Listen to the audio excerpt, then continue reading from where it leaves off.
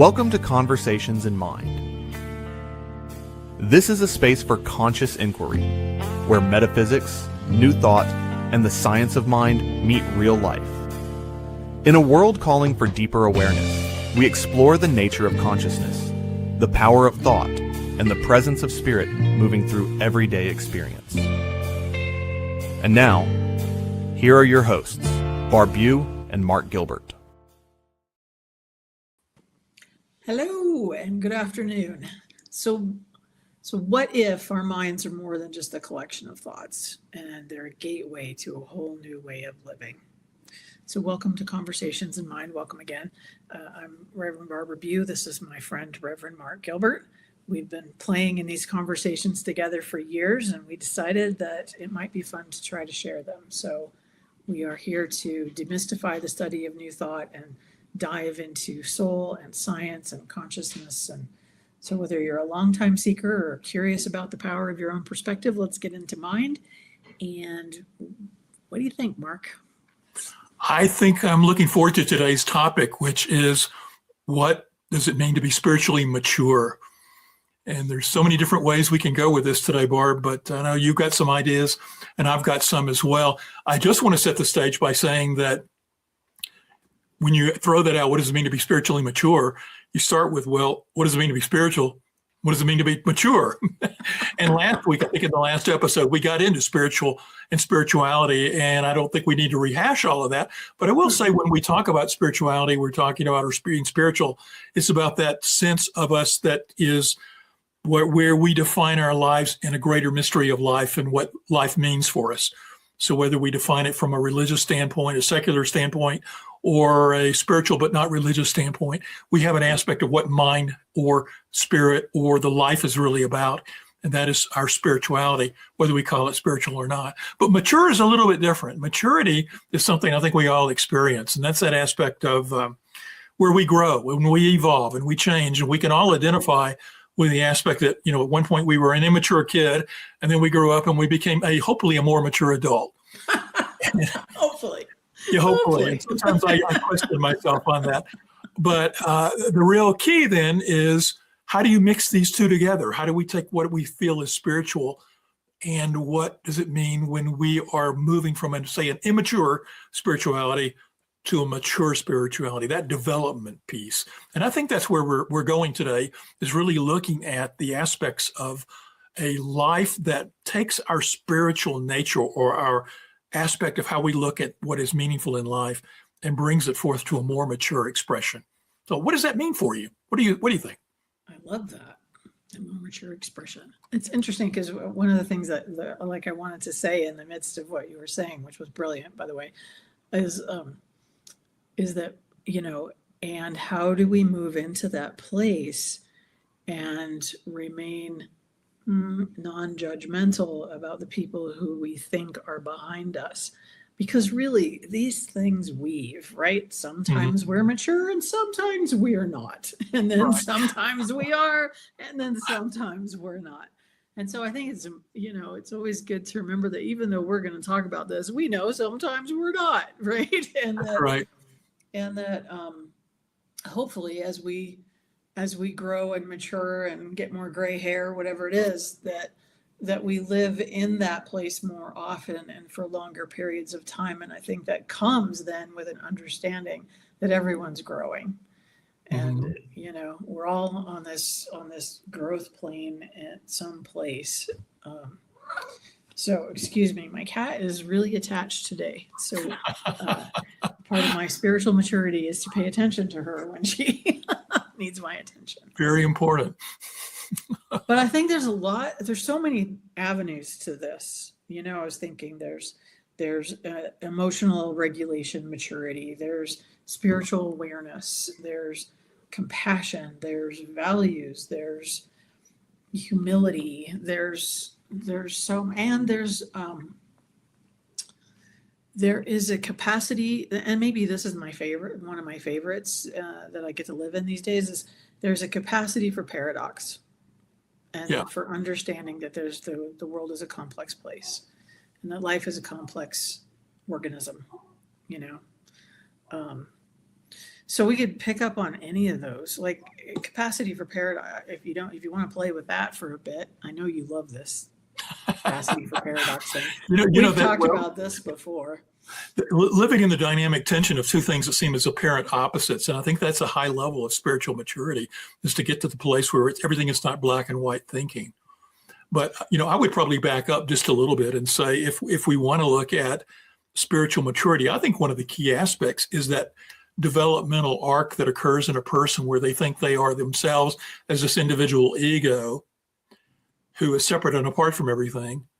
And eventually they start identifying with themselves by taking the perspective of others to the degree that they can start putting themselves in the other's shoes, so to speak, and taking their perspective for a moment so that they can see their side of things. And so it moves from being sort of egocentric, that only my truth and my beliefs are right, to incorporating and understanding other people have beliefs, and then expanding that outward and outward and outward. So I think there is sort of a moral growth that occurs in a mature spirituality that lets us expand beyond the sense of things are only about me to it's about us, and it's about to the greatest us that I can encompass. Right. Right. And as we move in that space, it moves into a place of raising these dynamic tensions between two polar opposites that we can't seem to reconcile. I have my needs, you've got your needs. Do we have to fight it out and I have to win over you? Or can I find a way that is a win-win for us? And I think that gets to that sort of thing that you're talking about of being in that space of things that appear to be in conflict or opposites, and growing and being comfortable with that dichotomy, and knowing that it's not a either or, it's a both and kind of existence that we've got. Yeah, I was thinking more of, well, let me digress for a second, because I really think that a big piece of spiritual maturity is when we get to the place where we understand we don't actually know everything. Right. And that takes sometimes just years on this planet, right? Like it's like a phase of life that we have to know everything, and then we get to a phase where we know we don't know everything at all. And sometimes we even feel like we're in a place where we don't know anything, like But the paradox that I was talking about is more, well, so there, let me remember it. I used this quote in my talk last Sunday kind of about this, which was, your grief and your hope can coexist. Your anger and your love are part of the same conversation. And then that quote finished up with, the work isn't to stay positive, it's to stay whole. Mm-hmm. But I think that's, anger, and when we want to be angry, where's the love in that? And not in a way that bypasses anything, but that is in a recognition that a lot of times the things we're angry about is because we love something that's not going the way that we thought it should go. Mm-hmm. Yeah. So that's the capacity for paradox that I was kind of talking about. But I love what you said about compassion, because I think that's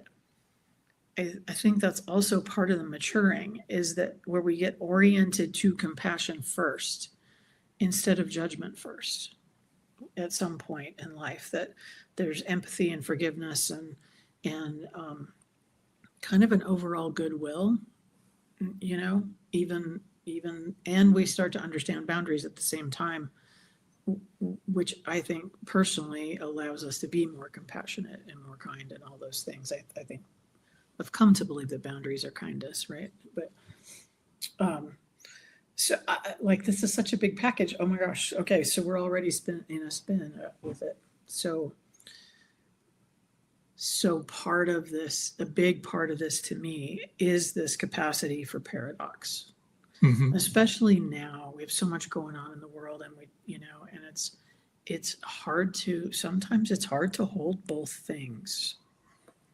Love, anger, grief, hope, peace, or peace, not peace. How do we see peace within not peace, and all those things?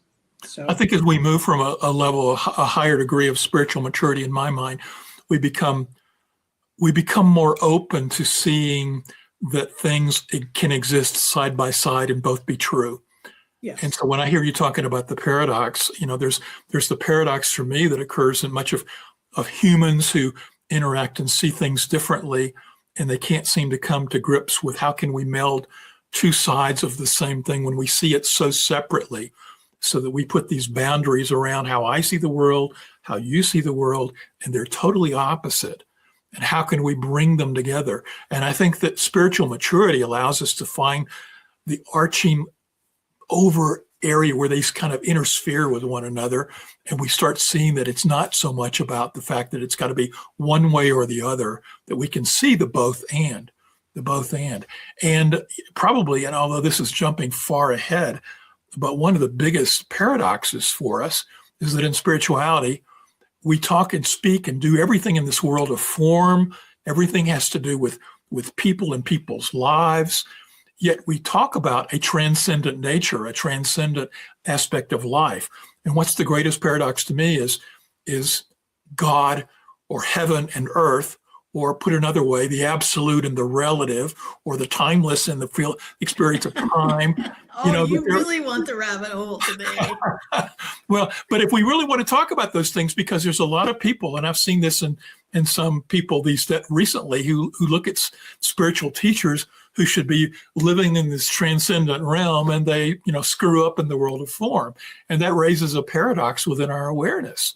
It raises a paradox about how could this person who seems to be quote unquote enlightened do things that are less than enlightened in the world of form. Well, what is enlightened? Enlightened is understanding at the deepest level the non-dual reality of nature, which involves bringing together non-form and form into one non-duality something. And that's, to me, the greatest paradox, is this material physical world and an absolute existence that's transcendent of it.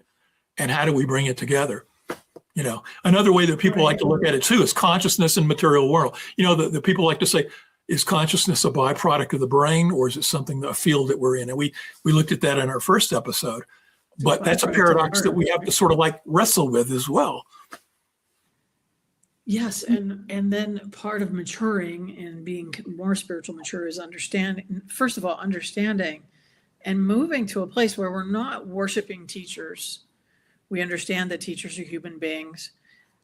We also understand that accountability is a thing and real, and that there are consequences to everyone's actions. Mm-hmm. And we let people have their consequences, and I don't know, there's a lot going on right now in that realm in the U.S. Mm-hmm. Let's call it out. Because of Deepak, there's a lot of conversation about this thing going on. Because here's a guy who spoke and wrote and did a lot of things as a spiritually enlightened human being, and then wasn't, mm-hmm. and acted out in that. And so I think accountability needs to be real, and we all have to decide what we're going to do around what he taught or didn't teach, or how it affected us and how it didn't. And now mm-hmm. this, but I think we have to stop putting people on pedestals too. Yeah. I agree. I want to be clear. None of this conversation about pedestals or our responsibility and how we hold people takes anything away from what I feel needs to be held accountable over here. This is over here done. Yeah. But how do we keep ourselves and maybe this is just part of the deal, is that we continue to understand that as we're growing, everyone's growing, and as we're growing, everyone's growing. And so we stop having an expectation that people be better than people. Mm-hmm. But that's sort of sad, in a way. Also, it's a little bit sad. Yeah. Part of spiritual maturity involves not only our growth in our awareness of our touching transcendent realms, but also bringing that information back and acting in the world from that wisdom. And so it gets back to that paradox that you were talking about, is that we want to be and have experiences of tasting enlightenment, knowing ultimate truth, but then we can't live in that space because we're also these human beings moving through this human life. So we have to take our spiritual nature back into this. And so as we grow and evolve and become more spiritually mature, we have to bring that maturity back into how we show up in this physical life. And that includes not only our ethical actions, but a deepening sense of our care and concern for our fellow pockets of spiritual beings or fellow humans who are walking this planet with us. And if we wrong, we have to own up to our wrongness. And we also have to do our best for us who are seeing people wronging, to hold them accountable, but also forgive them, to also move beyond holding grudges. We have to learn our own lessons from it. I look at it that a lot of people who mess up, they sometimes maybe have done that for the greater good for all of us to learn a lesson through that. That's not to say not to hold them accountable, but to look at it from a lens that there's something for us to gain from this. And we don't have to dwell on the spiritual teachers. We can go back and look at so many people in history who have done things that were very egregious and incorrect. Hitler being the most, egregious example. And we can look at those things and say, this is a perfect example of what we do not want to be in the human realm, that we want to learn from that and to grow and transcend that. And I think every one of these times we see a human act less than what we think they can be or should be, it's an opportunity for us, as we are also the one judging it, to learn what's ours to do. There's two issues involved. There's one is what's holding them accountable look like. I agree, we can put that over on the side. But then there's also the fact that we have to acknowledge that our beliefs about what we're seeing are about us, that our judgments, whenever we're judging, the judgment is really about our own judgment. And we have to look at our own judgment of that stuff. Yes, and then there's some lines, there are some lines in the world that should not be crossed, and I think that if you're going to define spiritual maturity, that a big part of that package is when our values and our actions become more congruent, and hopefully we make the big mistakes fewer and fewer times. But I think that harming other people falls out of this completely, right? Like there's just a whole other show in that, right?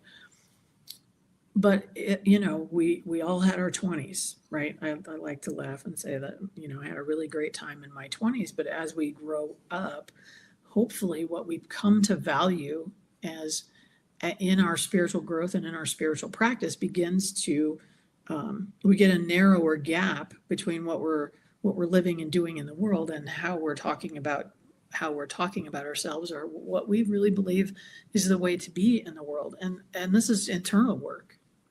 This is all internal work. But if you go back even a few steps, if we go back, the beginning of spiritually maturing seems to me to come out of those places where we start learning to meditate. We start learning to emotionally balance our own selves and to handle our stress better, to handle our disappointments in a little different way, not by not being emotional at all about them. I'm not trying to be a robot of any kind, but where we're living from thoughtful action instead of reaction, maybe is the way to put it. That's kind of 101 on the steps, but it also comes up every time we're confronted with some new area of growth for our life. Like, let's face it. I tell people, one of my favorite little quips to say to people sometimes is, if you're going to pray for patience, you're not going to get puppy dogs. You're going to get opportunities to practice patience, right? So if we're trying, as we're growing, we will get to be in places where we're getting the cosmic 2x4 again, along the way. Not that I'm signing anyone up for that. I've had enough of it, frankly. Yeah. Hear you. Yeah, right. But in that, like, when you get the cosmic 2x4, then how do you act out? How do you act out about that? What are your emotions? How do you manage your emotions? How do you share your emotions? how do you share this anger and love paradox? All those things. As we were prepping for today's call, one of the things I sat there and said, what do it mean for me to be spiritually mature? And I mentioned one earlier, which is the fact that we have this growing, expansive acceptance of taking others' perspective, and we grow from being egocentric to ethnocentric to world-centric. But I also thought about the fact that we also take time to not just simply accept the beliefs that we've been given about what's true or real about the world. And what I mean by that is, I know when I was growing up in the South, for me, spirituality meant religion, and religion meant fundamentalist Christian religions. And I recognized that that didn't resonate for me. Not that it might not resonate as truth for other people, but for me, it didn't. But I think that every person, that one of the key markers in spiritual maturity is moving from an acceptance of accepting what I've been told about the meaning of life or religion, to moving to going on my own and exploring it and testing it for myself. And I think that process is a key aspect of it, is that whole spiritual exploration within ourselves to find out what's true. And then 2 steps go with that. One is then acting out that, living from that, accepting my values and acting in congruent with the values that come out of what I found out to be true about life. And so that's the first one. And the second one is to build in some practices that test that not only test it, but reinforce it for me. Mm-hmm. And so that if no matter what spiritual path I've gone down, whether it's a traditional religion or like you and I through New Thought, is there has to be some exploration that leads you to accepting that, not just as simply taking it on and just taking it. So maturity is questioning it and continuing to question it. It's also testing it by real life. Is this still valid for me? And then the third is living in congruity with the values that offers for me. And I'll simply say that as I went through thinking about that, I went and said, well, isn't there something? There were these social scientists who went out and looked at something called spiritual intelligence, and they have a SQ, I think it's called. Yeah.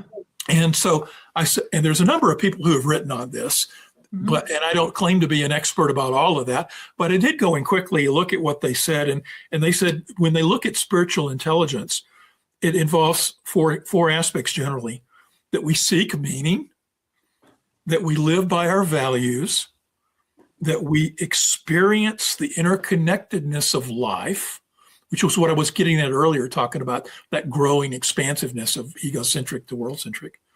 And the fourth one was transcending the ego, which I think also ties to that. It's transcending our sense of separation as this unique physical person, and then seeing us as part of a grand interplay of the totality of life, that it's not simply about us as this egoic person, but how we fit into the greater scheme of the entire cosmos and live in congruent, live with others, in peace and harmony.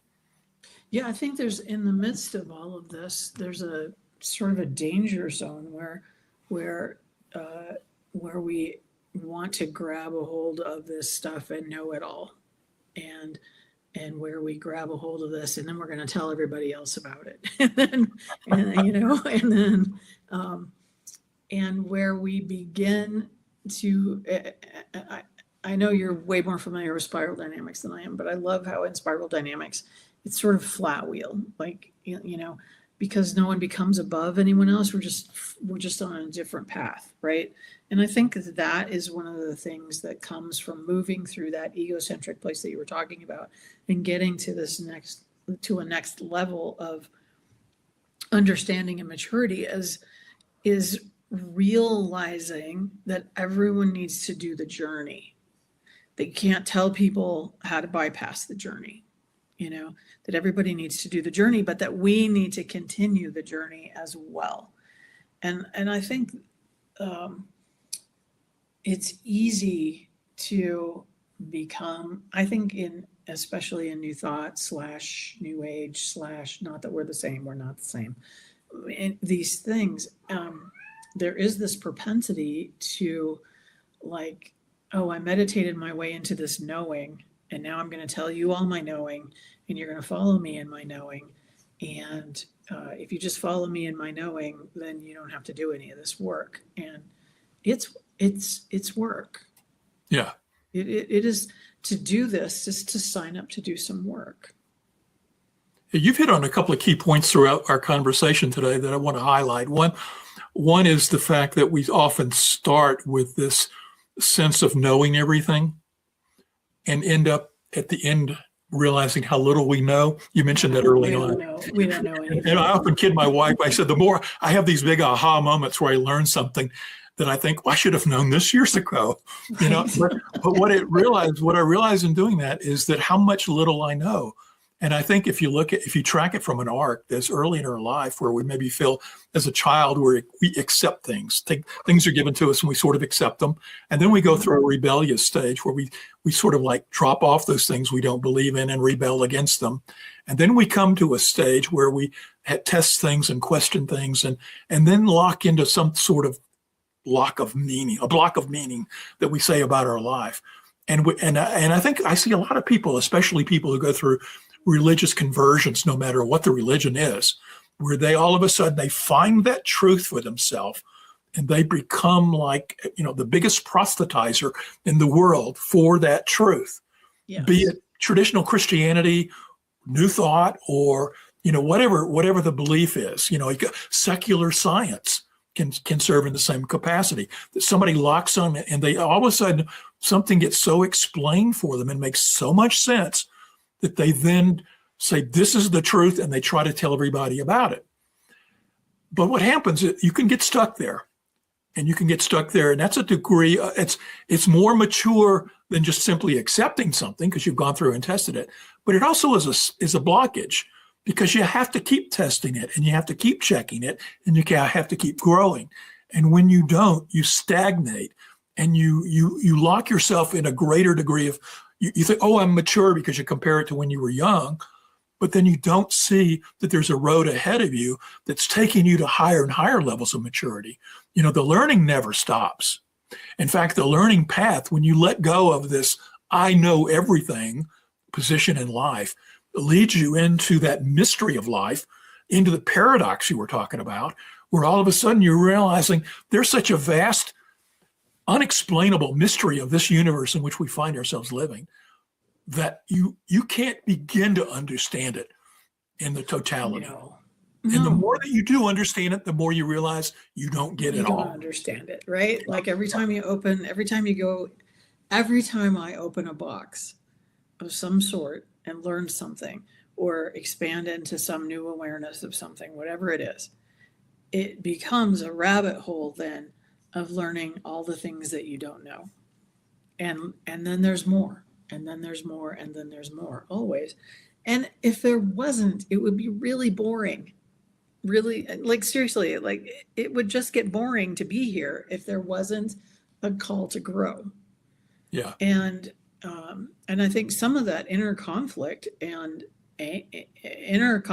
frustration can come from being so locked into an idea or a path or a way of understanding the universe that the impulse to grow gets squashed.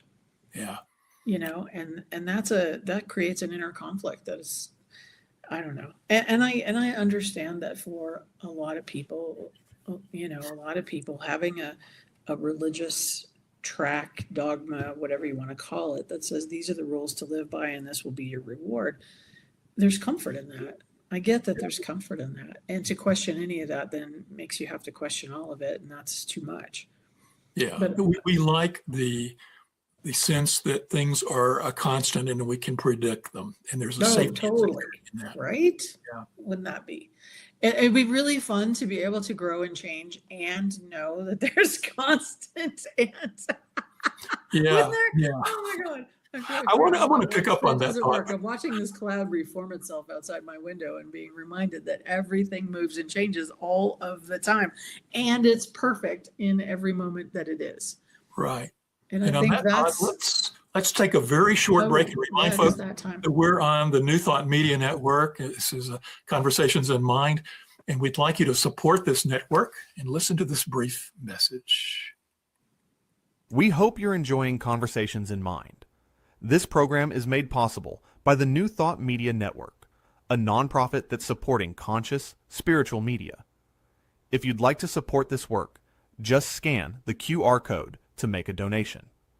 It lets the network know you like this show and helps them to continue bringing you this type of content. You can also go to ntmedia.org and click on Donate. Thank you for being part of the conversation. Now, back to the show.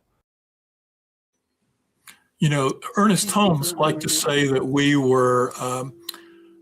have a divine urge in us, an urge to express and an urge to grow.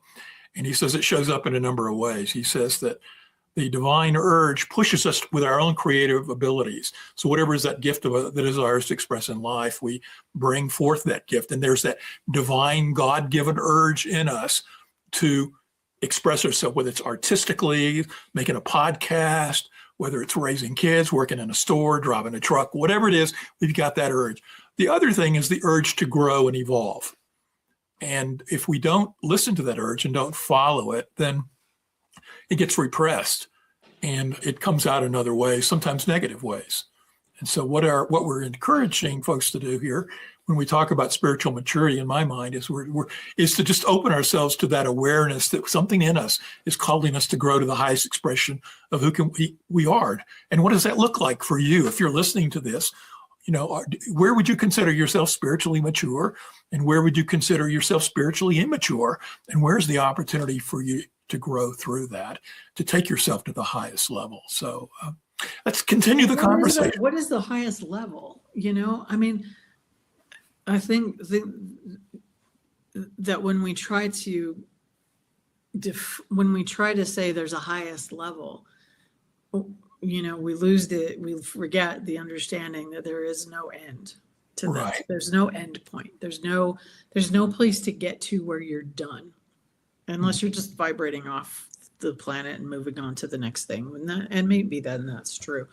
I mean, that's kind of how I want to go, but you know, but there is no end point where we get it all and where nothing needs to evolve anymore. Mm-hmm.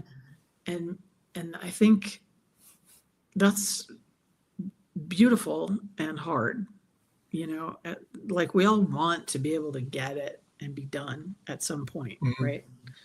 And we're not. Yeah, it's one of those paradoxes, Barb. You know, I can use the phrase highest level, but it's a level that we never actually attain. It's a level that we're ever actually moving towards, right. You know, and it's just, you know, I think when and many people in New Thought, I think, use that phrase or something very similar to recognize it's growing from a level where we are to something that's more expansive and something greater. And I think the characteristics that we've been kicking around, taking more people's perspectives, living in a higher degree of authenticity, living a greater sense of oneness, care and concern, expanding for a greater number of people. It continues to grow and to grow and to grow and to grow. And there's never really any arrival. But when we say that, I think what it does is it pushes us to recognize there's that impetus in us to grow and to keep moving forward in life to a greater expansion. I know my wife and I talk about the fact that, you know, will we ever complete, you know, the third dimensional experience, and what does that look like? And it's sort of a running joke in a way, but it's a recognition that, you know, we think that we're going to do something, you know, and I guess maybe if you look at it from like a Buddhist perspective with reincarnation, there's often this concept that we're on a wheel and we get off the wheel. But even if we get off the wheel, we're not gone. We just go somewhere else where we're on another existence. Right. Well, I'm guessing we know some things, but probably we don't know. Okay, so now we're bursting my bubble right here. I'm bursting my own bubble because I've like long held this idea that when we vibrate off this planet, we know everything, but as above, so below, right? So probably we just get bigger questions. This is true. You know, we go to the next thing, we get better questions, bigger questions, whatever. And maybe we have bigger answers and a greater knowing. I did go to Chat GPT today. I'll own it. And And I got this, I asked in New Thought language, what is spiritual maturity? And it said, within the science of mind or New Thought frame, spiritual maturity could be, and by the way, ChatGPT knows a lot about New Thought, but spiritual maturity could be described as the increased embodiment of one's unity with the divine through conscious thought, aligned feeling, and constructive action. So again, like as we mature, our values / beliefs / things that we hold to be true become more aligned in our actions. And I think we grow a bigger bubble of compassion. I mean, I think that's really one of the signs, right? Like when we can live in a bubble of compassion that takes it all in some way, has our moment with the feeling of it, the frustration of it, the anger of it, the sad of it, whatever it happens to be, but then comes back to a place of compassion for a greater universe or a greater experience of life for all.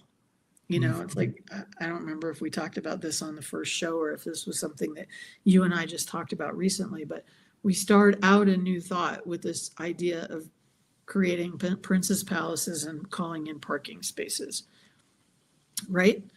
And at some point you go parking for all, housing for all, food for all.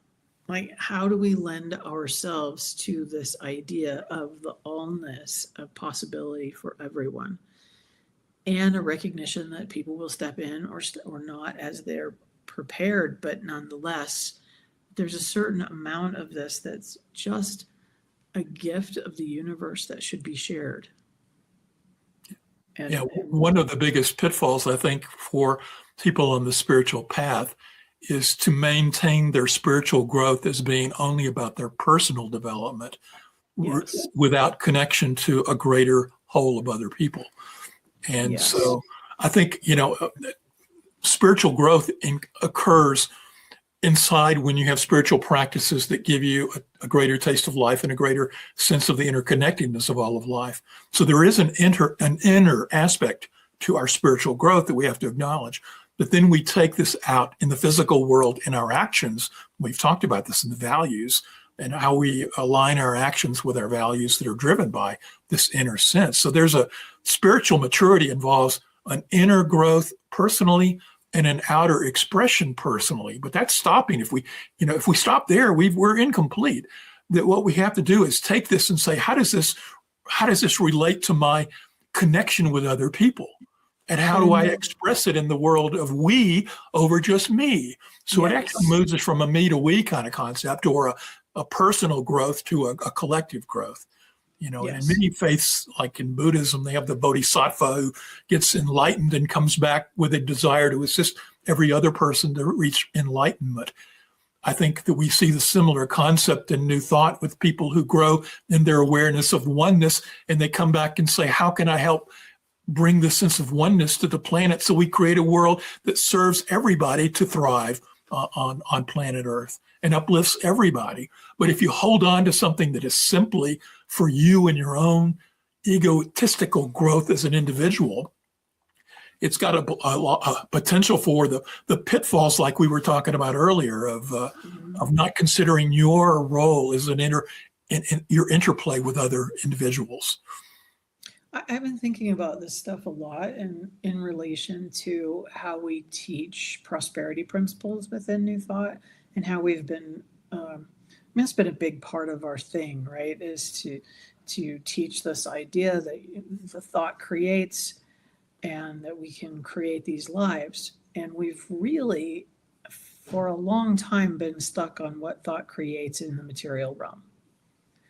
And to the exclusion of recognizing that we are not all coming from the same place in our ability to create in the physical realm, and to judge people by our perceptions of what they're able to create or not create in the physical realm.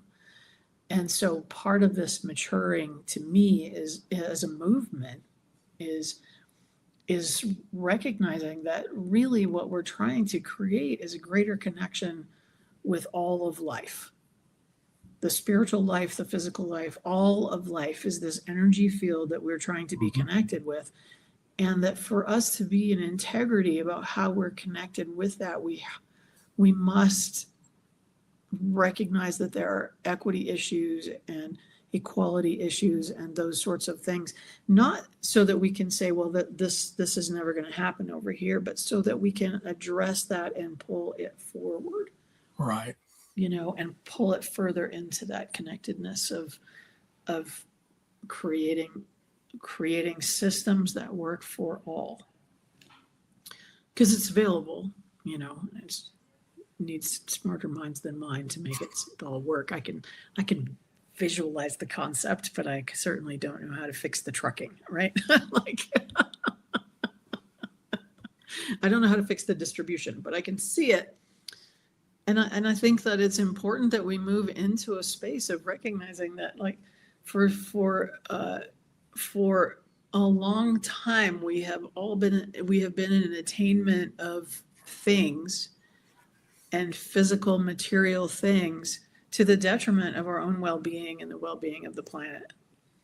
And that the drive to that has actually done the opposite of create spiritual maturity. It's created exhaustion, spiritual exhaustion, and physical exhaustion, and kind of lack of well-being, but also then in that fear that if I don't have enough, then I'm going to be on the other side of the judgment, and if I don't have enough, then my family's not going to be okay. And those are legit fears in the way that we've structured things. But if we could see past the structure to something greater that pulls us all into this conscious thought, aligned feeling, constructive action, right? I mean, there's probably honestly, there's a whole talk in those three little.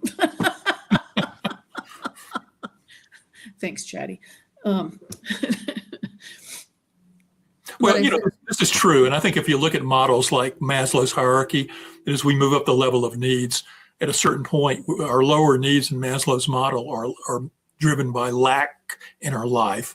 And the highest aspects of self-being, transcendence and self-actualization are driven by a sense of fullness, of already having enough. So at a certain point, we have to go through that process of feeling like we don't have enough friends, love, people, money, wealth, etc. And we go chasing all of that stuff. And all we need is a certain degree of it, really, to be content and happy in life. But there's a lot of people who define their worth. They get into this trap of defining their worth by accumulation of money and wealth and possessions and so forth, and controlling other people. And they, and a lot of that is shadow driven, which is a whole nother episode. Right, but totally. It's driven by the repressions of things in their life that cause them to want to get out of balance by seeking things at an excess. But at a certain point, if given that if we're not talking about somebody who's stuck in the shadow, a typical person is going to have their needs met at a certain level and move into where they give from their fullness. That was one of the things Maslow talked about, is that when you move to the highest tiers of needs of self-actualization or transcendence, then all of a sudden you feel such a fullness in life that your life becomes about giving to others. And so there's actually sort of a spiritual maturity that goes from chasing stuff to not needing stuff, to giving from the fullness of what you've got, whether it be your personal possessions or your time or your talents. And there's sort of I don't need to collect. It's here about giving and sharing and flowing in life. It's recognizing that the flip of receiving is a giving. And we become more givers as we become spiritually mature. We care more about the flow to others. And I think you mentioned spiral dynamics, and I'll simply say the same model tracks on that. As you move up it moves people through a sequence of worldviews. It shows that we naturally evolve through a level of worldviews, releasing one and moving to the next one, but based on changing world conditions. And as we move to the world conditions where we get to the highest levels of the spiral, people with the highest, so-called highest worldviews, see things from a total systems perspective where everything is interacting. They see that, and they have that same thing where they're chasing now transcendence, giving, doing for the greatest good of the all. Mhm. Whereas earlier in their life, it was about me. The more and more we become about we and us together, that is one of the key aspects. I think we've talked all through this time together today about spiritual maturity, and it's about recognizing our interconnectedness and our expanding care and concern for other people, which, in the greatest sense of it, is love. It's an expansive of love. And I know I've talked before in other venues about immature love to mature love, and it's tracks the same way. The most immature types of love are love where I want it for me. I'm willing to barter with you. I'll give you this, you give me that and we'll share love. And eventually you get to the highest stages of love. It's all about not caring about yourself, but wanting to give from the fullness of your life to another person and loving everyone, loving the world in general, your expansiveness. It's a moving from head to heart too. We can look at it that way. That's so funny because I've been sitting here thinking, all of this is about moving from the part where we're thinking about it to the part where we're feeling it. Exactly. The part where we're thinking about interconnectedness to the part where we're feeling connected to the allness of it. The part where we're thinking about love to where we're actually feeling it and expressing from it, and not from the getting it, but from the expressing from it, and sitting in the place of that understanding that it's all bigger than we are. It's just all bigger than we are, and that's the beauty of it. Really, that's the call and the beauty, and to me, that's the call and the beauty and the wonder of it all is being in the wonder of it all. Yeah. Loving the mystery, loving the paradox. Loving the paradox, loving the mystery. Not loving the paradox and loving the paradox, which is the ultimate paradox, right? Well, this looks like a good spot to end it, Barb. We've got this. Yeah. Well, this has been a great conversation, and I hope that those of you who are watching enjoyed it as well. And we would encourage you to share your comments in the field of whatever means you're watching this. We'd love to get your feedback from you on how you're enjoying these, as well as any topics for future conversations you'd like us to get into. Barb, you got the final word. Close us out. I do have the final word. The final word, I think, today is thank you for being here with us. Feel free to give us some ideas for things you'd like us to talk about, or your feedback on the show. And what we hope is that something that we said today sticks with you and expands possibility and connection in your life. So we'll be back every Tuesday at 4:00 on New Thought Media Network. We're also on Transistor FM. Yes. Let me make sure I get my words right. And otherwise, we'll see you out there in the mind of the universe. Take care. Take care.